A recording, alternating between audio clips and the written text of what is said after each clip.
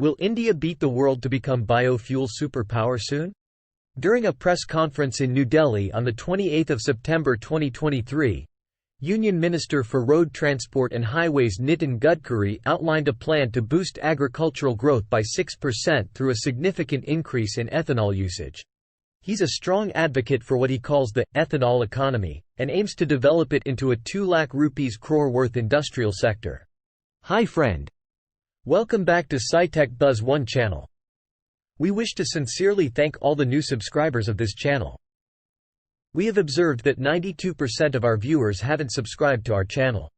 If you haven't as yet subscribed, kindly consider doing so after watching this video, since it would encourage us to do more.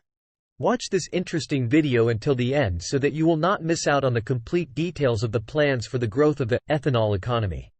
Now let us dive into the analysis of the subject matter. Gadkari shared exciting developments in sustainable aviation fuel.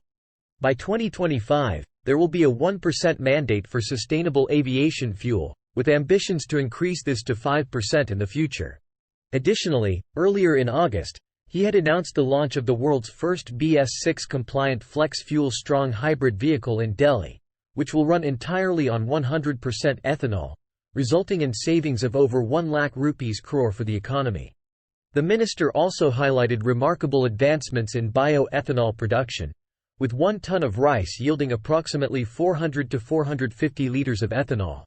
Indian Oil, a state-owned public sector unit, is setting up a plant in Panipat with the capacity to produce 87,000 tons of sustainable aviation fuel. Gadkari emphasized the potential of ethanol as an alternative fuel for diesel generators powering telecom towers, which could reduce the massive consumption of 250 crore liters of diesel, costing 25,000 crore rupees annually for the telecom sector. Discussing the future, he touched on the potential of hydrogen as a fuel that could turn India into a net energy exporter.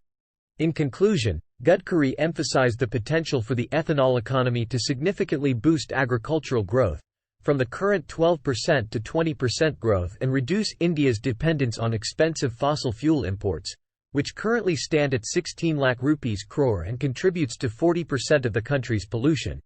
What are your thoughts on the plans for the growth of the biofuel or ethanol economy?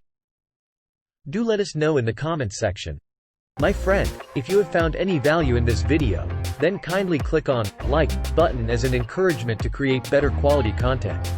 Please share this video amongst your family members, friends, and in your social media networks so that this information might benefit others. Don't forget to subscribe to SciTech Buzz 1 channel so that you will not miss out on any of our forthcoming videos. Thank you.